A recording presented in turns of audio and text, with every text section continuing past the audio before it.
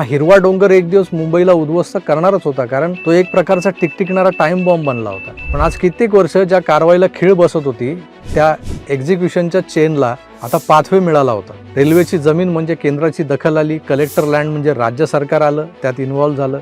आणि नुसते हे दोन फॅक्टर हाताशी धरून किंवा हाताशी असून काम होत नाही हे आजवर पाहिलं आपण. कारण बीएमसीत बसलेले नगरसेवक हे एका राजकीय घराण्याचे आणि त्या राजकीय घराण्यांचं इतर राजकारण्यांशी असलेलं जे काही गॅटमॅट आहे किंवा हितसंबंध आहेत ते जपण्यासाठी मूकदर्शक म्हणून ते पालिकेत बसायचे.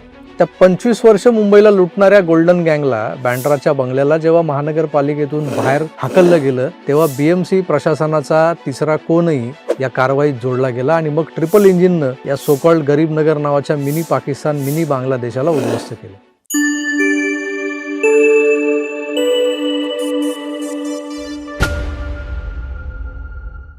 अलीकडेच एका पॉडकास्टमध्ये एक माहिती माझ्या कानावर पडली की पाकिस्तानात बसलेला दाऊद इब्राहिम जेव्हा समोरच्याला सांगत होता की बाळासाहेब ठाकरेंना, शिवसेना प्रमुख बाळासाहेब ठाकरेंना मारणं हे तुम्हाला अवघड गेलं किंवा का जमलं नाही, तर तो तेव्हा म्हणाला होता की बाळासाहेब ठाकरेंना मारणं मला अवघड नव्हतं, पण मी ज्या दिवशी एका बाळासाहेब ठाकरेंना मारलं असतं ना तर त्या दिवशी मुंबईतल्या जवळपास लाखभर मुसलमानांची कत्तल झाली असती.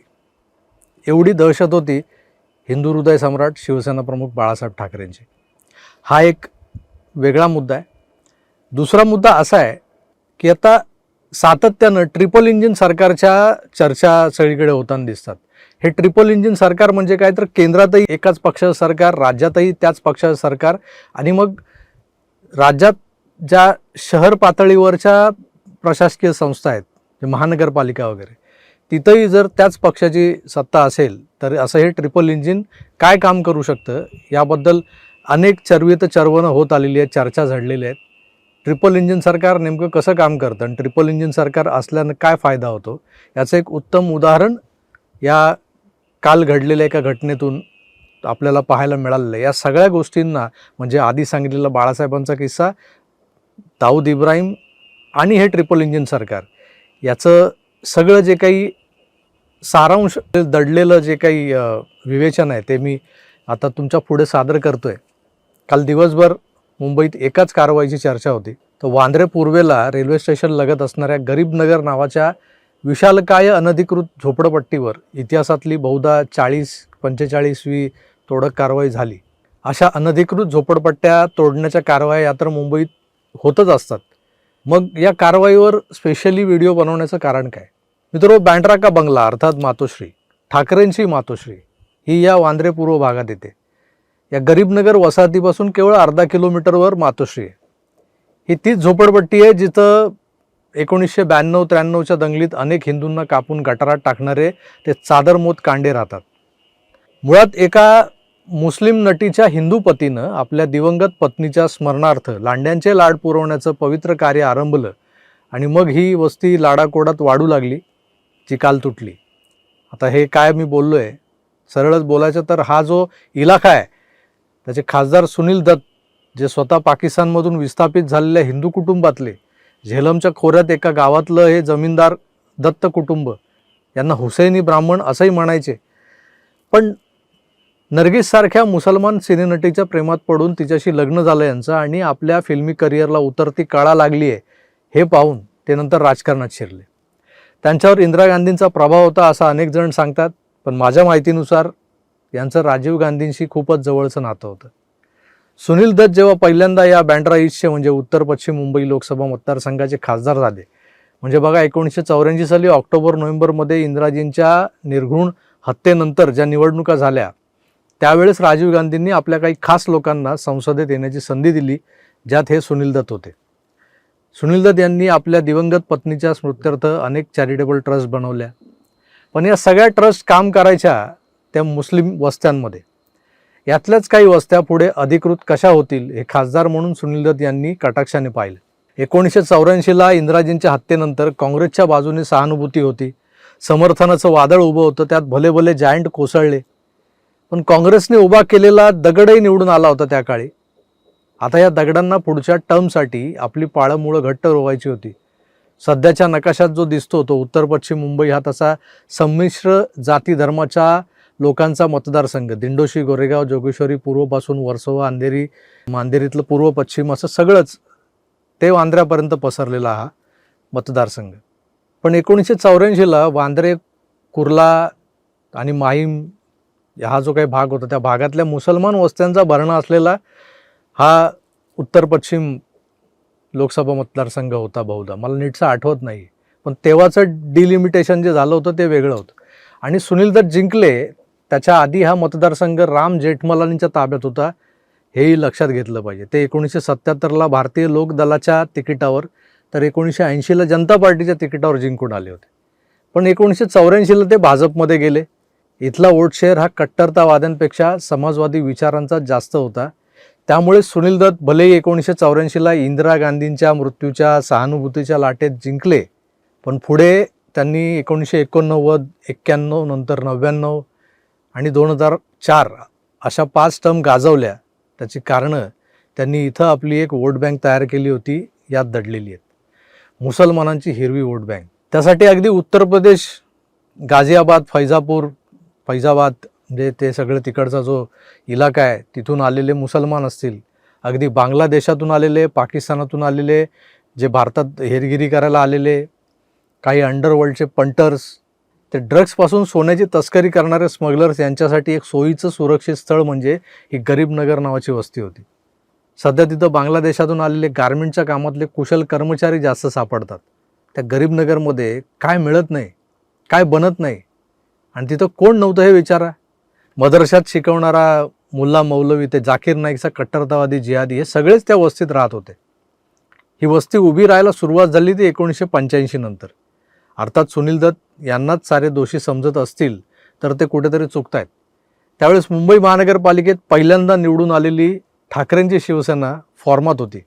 पण नौखे नगरसेवक जे आधी शाखा प्रमुख वगैरे होते, गटप्रमुख होते, त्यांना या पालिकेतला नगरसेवक म्हणजे काय चीज असतो हे नुकतंच कळायला लागलं होतं. पैसे घेऊन झोपड्या बांधू देणारे अनेक झोपडी दादा तेही याच निवडणुकीत पालिकेचे नगरसेवक म्हणून मिरवत होते.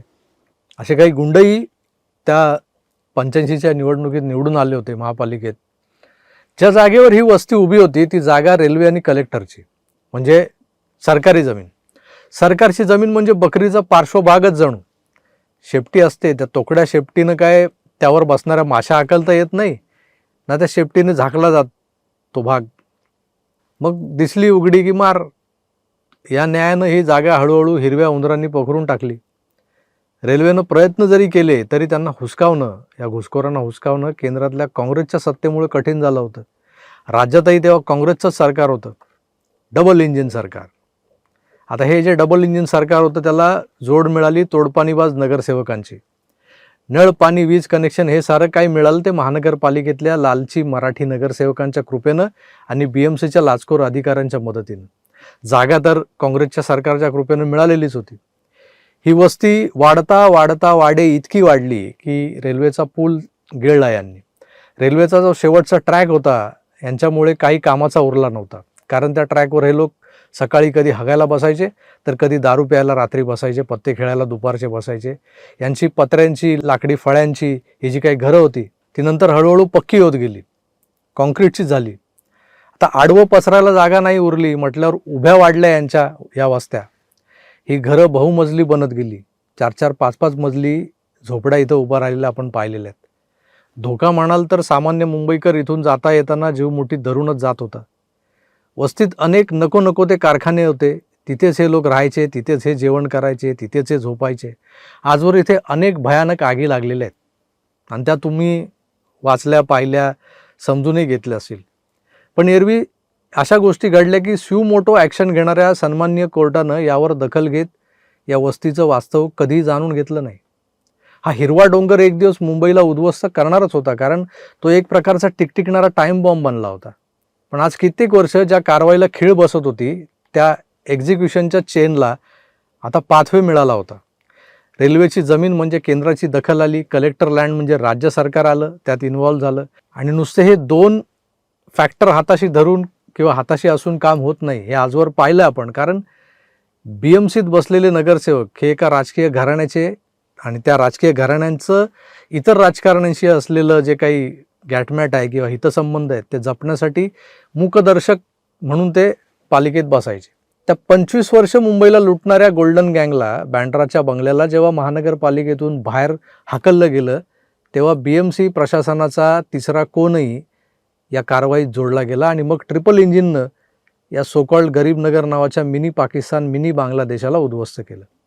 ट्रिपल इंजिन जे सुरुवातीला मी बोललो होतो ते हे होतं. आजही तोडक कारवाई सुरू आहे. काल तर झालीच. केंद्रात मोदी शहा, राज्यात देवेंद्रजी आणि मुंबई महानगरपालिकेत जेव्हा भाजपचं प्रशासन आलं तेव्हाच ही स्वप्नवत कारवाई अंमलात आली आहे. पण ही बस्ती तोडली, बिळं उद्ध्वस्त केली, पण त्यातून बाहेर पडून सैरावैरा पळणारे हिरवे उंदीर आता कुठे कुठे जाऊन लपणार आहेत, कुठवर पोचलेत कालपासून, हे पाहणंही तेवढंच महत्त्वाचं आहे. कारण यांच्या वस्त्या उद्ध्वस्त करून गप्प बसणं एवढंच या कारवाईचं फलित नसावं, तर ही बाणगुळं जिथून आली होती तिकडं पोचती केली ना तरच या कारवायांना अर्थ आहे. नाहीतर आता झालंय कसं, आला वारा गेला वारा असंच काहीसं होणार आहे. इथून पळालेले दुसरीकडे बस्तान बसवणार म्हणजे डोकेदुखी काही समूळ नष्ट होणार नाही. तेव्हा यांना शोधा, यांच्या मागे SIR सारखा फिल्टर लावा आणि हाकलून द्या वेशीपलीकडे, तरच नवं गरीब नगर दुसरीकडे कुठं उभं राहणार नाही. मी तुर्तास इथेच थांबतो म्हणण्यापूर्वी एक ॲडिशन करायचे मला.